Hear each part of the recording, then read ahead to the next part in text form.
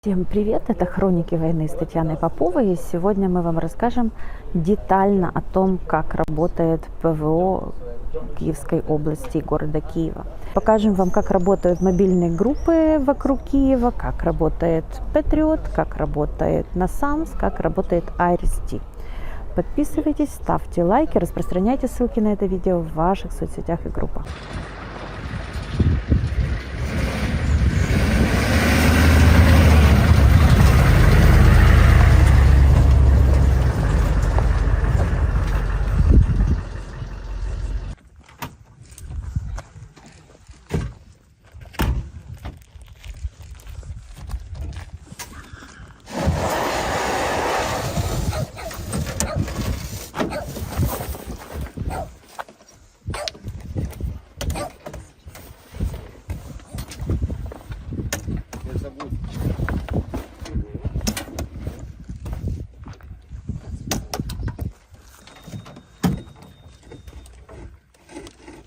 Даю.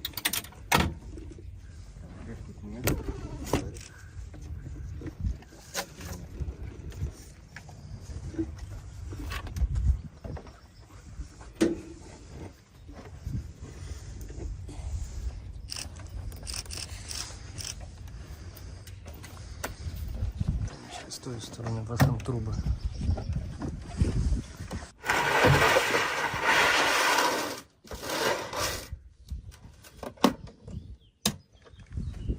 Напарник подає мені бойові ракети. Ми готуємося до бойової роботи.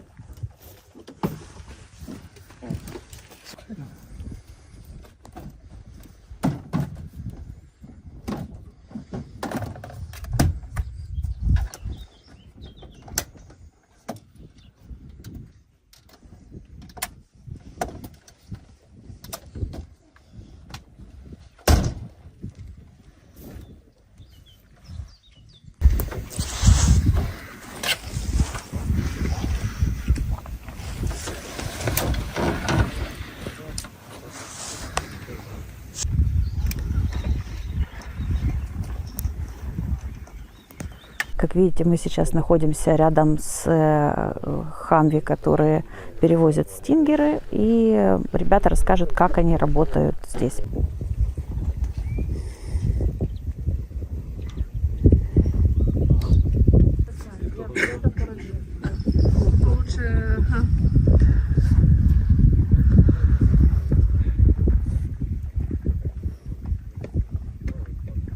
Чому саме ви тут і що вас спонукало піти служити? Я на військовій службі вже 4 роки на контракті.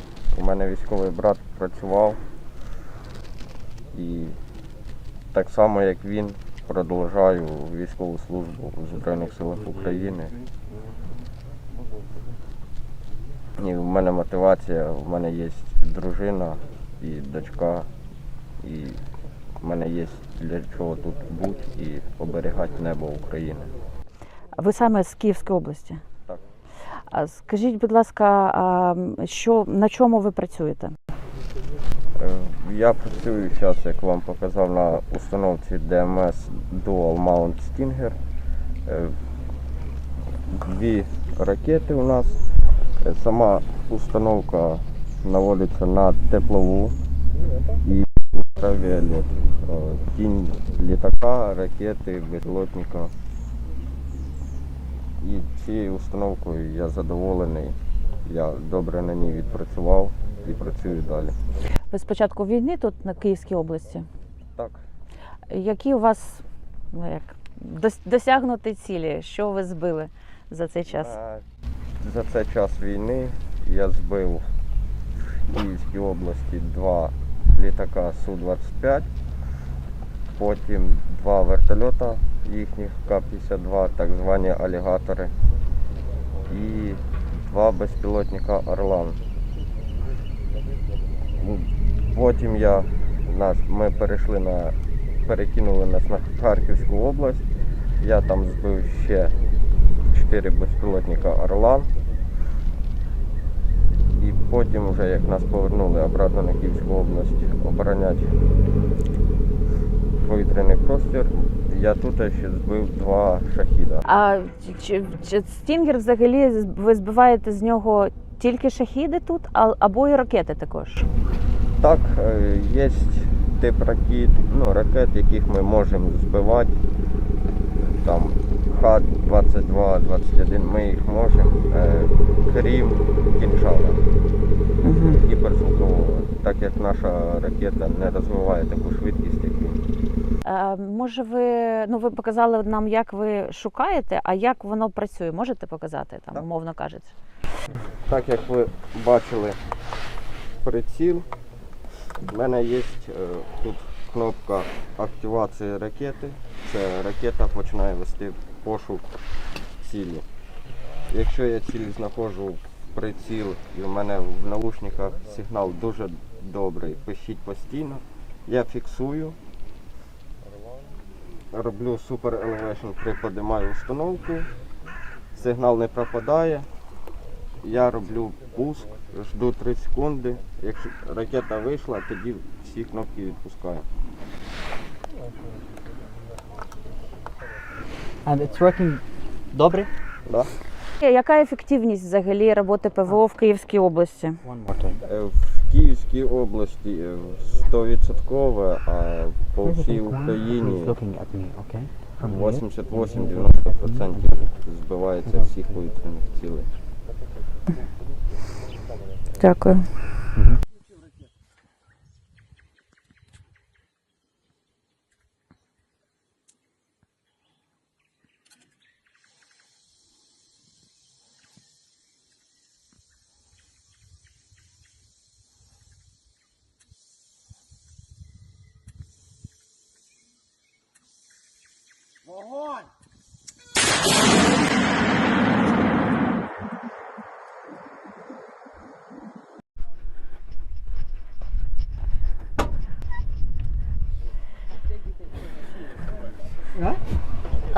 Що це печення? І отак ви їздите. Так. А як місцеві жителі на вас реагують? Деякі місцеві жителі позитивно, так як буває, ми навіть ночі виїжджаємо. Тут навіть дачники, якщо чують, що ми виїхали там і довго стоїмо, не виїжджаємо, вони нам виносять каву, бутерброди роблять. А є такі, що буває, що ви їздите так. В СБУ вас не здавали? Ні. Поки ні. А скажіть, хто передав цю машину і ці стінгери? Передала нам ці машини і стінгери Литва. Перед початком війни вони нам провели краткий курс обучення, 2 неділі. Ми його дуже ефективно пройшли, так як вони дуже добре пояснюють, розказують як. І в кожну деталь вони, якщо не зрозумів, вони ще раз її тобі повторять, розкажуть ще більш детальніше. І так ми дуже ефективно навчилися, і машини працюють і дуже добре працюють. А це можна знімати, чи це якась тайна штука? Це пульт управління самою системою Stinger. Ага.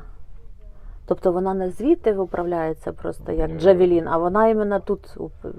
Тут я подаю на саму систему питання через кабелі і можу управляти рацією і шлемом так, щоб я міг бути тут, там, а водій мій тут, і через шлемофон я можу, він буде в машині, а я там, і можемо через шлемофон общатися між собою.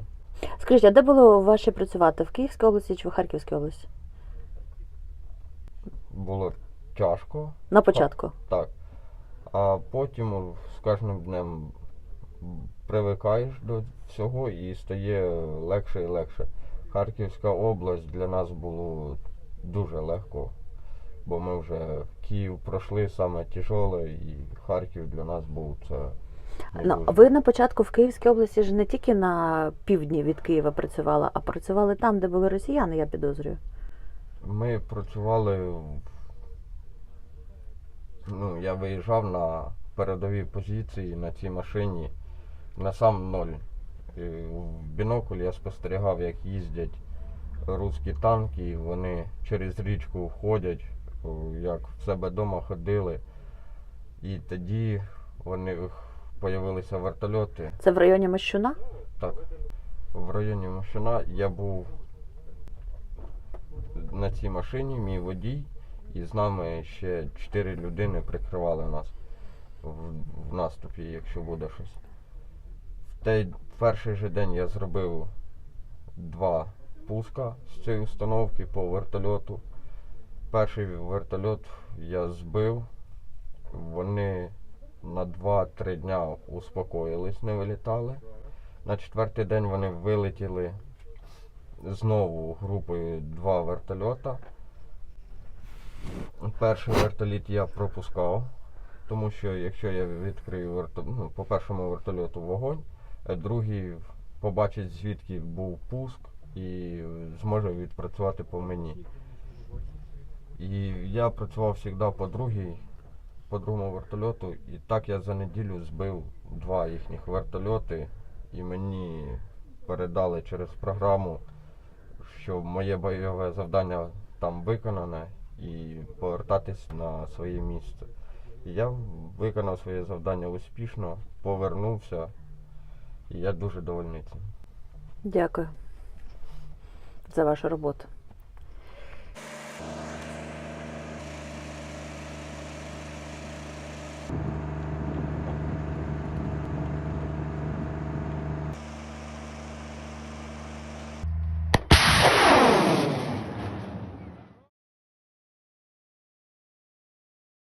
Даний комплекс надійно знищує повітряні цілі, які наближаються до нашої зони відповідальності. Оператори складаються з офіцерів, обслуги локаторів і обслуги пускових установок. Після їх розгортання відразу уходять в укриття і спостерігають звідти.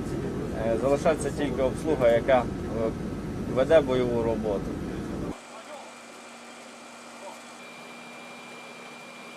Що ми бачимо на нашому радарі, ми можемо ділитися цією інформацією на сусідні, скажімо так, комплекси зенітно-ракетні.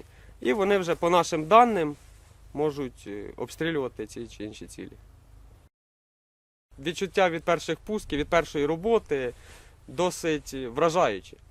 В день першого застосування комплексу були у всіх дуже великі враження. Насамперед викликані тим, що всі цілі були збиті.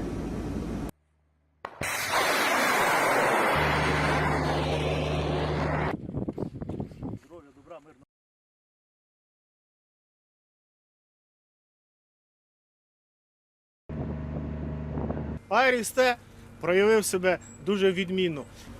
Хоча ви й самі прекрасно бачите показники, що ні одна ворожа повітряна ціль не доходить до свого призначення.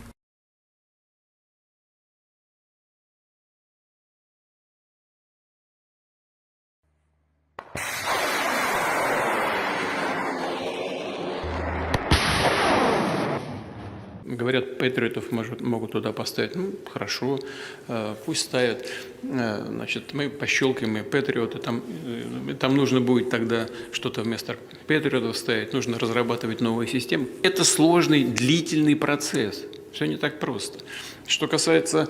Мы это учитываем, считаем тоже все, что они могут произвести, в какие сроки, как они могут подготовить персонал и все. Наш підрозділ був сформований на базі 138-ї зенітно-ракетної бригади з дивізіонів типу С-300. Відбирали за рахунок бойового досвіду, за рахунок виконання своїх бойових завдань. Всі задоволені тим, що ми потрапили на навчання на такий комплекс. В Німеччині нас зустріли добре, було до нас дуже хороше відношення. Люди там відкриті, вони спочатку, коли ми з ними познайомилися, вони нам дали деякі рекомендації. Уже через місяць, через півтора ми вже розуміли друг друга на пальцях. Навчання проходило у нас доволі інтенсивно, часу на відпочинок там у нас практично не було. Працювали майже 24/7. Спочатку згортання-розгортання, потім включення, налаштування комплексу, проведення бойової роботи. 7 із 7 днів в тиждень ми працювали на симуляторах, відпрацьовували бойову роботу. Тобто, якщо брати, наприклад, 300-ку, там більше вона механічна йде, а комплекс Patriot вже більш сучасний, більш автоматизований. І В порівнянні з С-300 у нас менше дій потрібно робити для того, щоб працювала вона. Тут у нас позначається адреса, тобто номер пускової, який у кожної пускової окремо йде. Також у нас, скажімо так, голова. Тобто вибирається номер батальйону, вибирається номер взводу. Так як автомобіль може залишити пускову установку розгорнуту на землі і виїхати, тобто залишається тільки пускова установка, генератор, який йде окремо від автомобіля. Ну і в принципі все. Тобто ми можемо безпечно виїхати, забрати машину, да, і відвести її в укриття, для того, щоб зберегти її. Бойових пусків у нас не було, були лише пуски на симуляторах. Але ми, враховуючи вже наш досвід, ми як можна більше старалися підігнати ці умови до наших бойових умов. Тобто ми швидкості цілі, параметри їх руху, робили сценарії нальоту, саме такі, які нам потрібні тут. У нас був нічний виїзд вже перед самим кінцем нашого навчання, нам вручили пакет, це приблизно в 2 годині ночі. Все, через півгодини особовий склад вже виїхав на позицію. Прибув в пункт розгортання, розгорнувся, заступив на бойове чергування, провів імітовані бойові пуски. Взагалі термін навчання на неї набагато довше. Ми справилися з цим приблизно за декілька місяців. Звичайно, цей комплекс сильно відрізняється від С-300. Тут є багато таких функцій, які на С-300 недоступні. Тут більша дальність спуску, є можливість роботи по балістиці, більші можливості роботи по установникам завод. Можна підібрати під кожний вид стрільби свою ракету, це набагато спрощує можливість виконання бойового завдання. Хочеться показати їй в першу чергу, як вона працює, і що не дарма ми туди їздили і опанували цю техніку. Щоб люди знали, що вони під захистом і що небо під захистом. Про яку першу ціль ви мрієте, рашистську? Мабуть, літак. Су-35, який кидає керовані авіабомби. В чому плюс цього комплексу? Це можливість заряджання однієї пускової різними типами ракет. Це значно спрощує обстріл різних видів цілей в напружених бойових діях під час задіяння противником різних типів ракет. Тобто на одну пускову можна зарядити ракети, які будуть працювати і по балістиці, і по аеродинаміці, і по постановникам заводу. Всього так можна швидше приступити до виконання бойових завдань.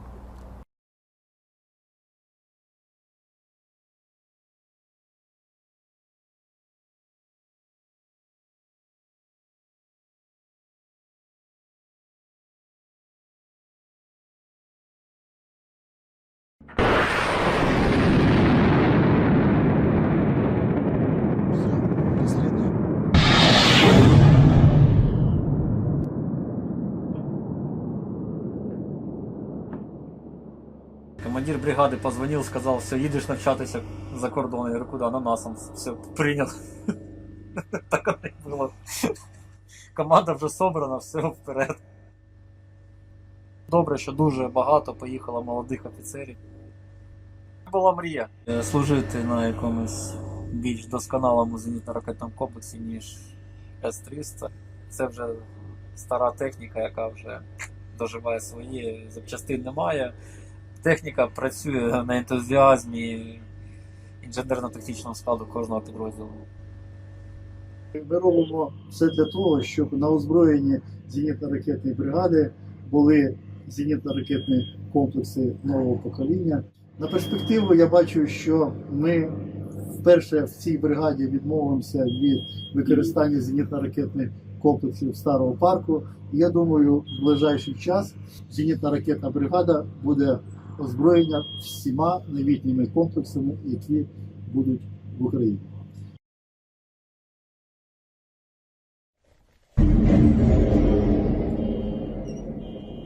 Так, це звичайний радар, але він удосконалений, в ньому знаходиться комп'ютер, він і виявляється пультом керування, а також на ньому зразу розрахунок може бачити повітряну обстановку. Тут набагато все простіше, надійніше.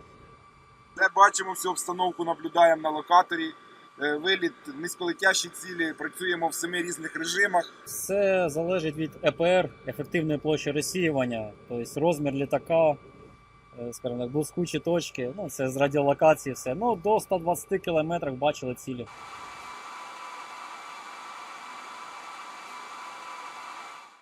знаходимося на пункті бойового управління зенітно-ракетного комплексу НАСАМС. На цих робочих місцях знаходиться бойова обслуга, яка заступає на добу, і вона безпосередньо веде бойові дії під керівництвом командира підрозділу.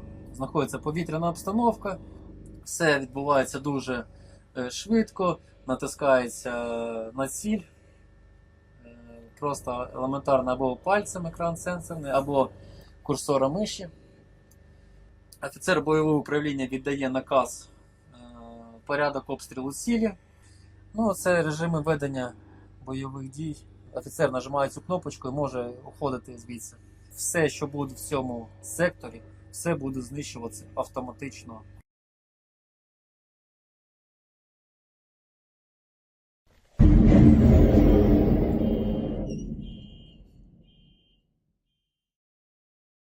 Це пускова установка каністр лаунчер, 6 ракет Амрам АІМ-120. Дана пускова установка вже знищила 6 крилатих ракет.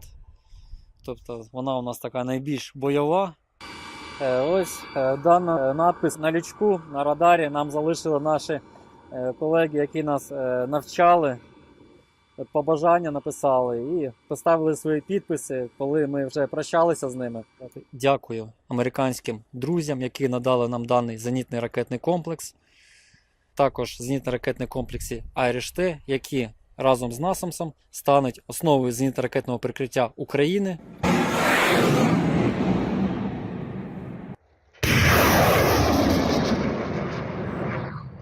Вот. Уходим! Уходим!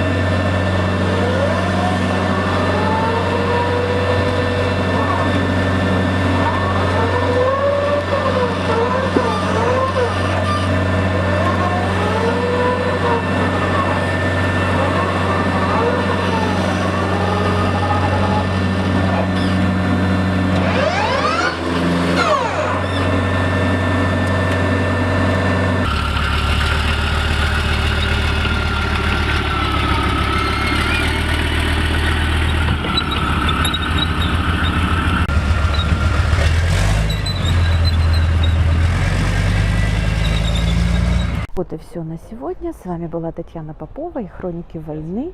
Мы рассказали о том, как сбивает украинское ПВО российские ракеты и дроны. Мы посмотрели, как работает Patriot, NASAMS, Iris-T, Стингеры. Подписывайтесь, ставьте лайки, распространяйте ссылки на это видео в ваших соцсетях и группах. Увидимся завтра.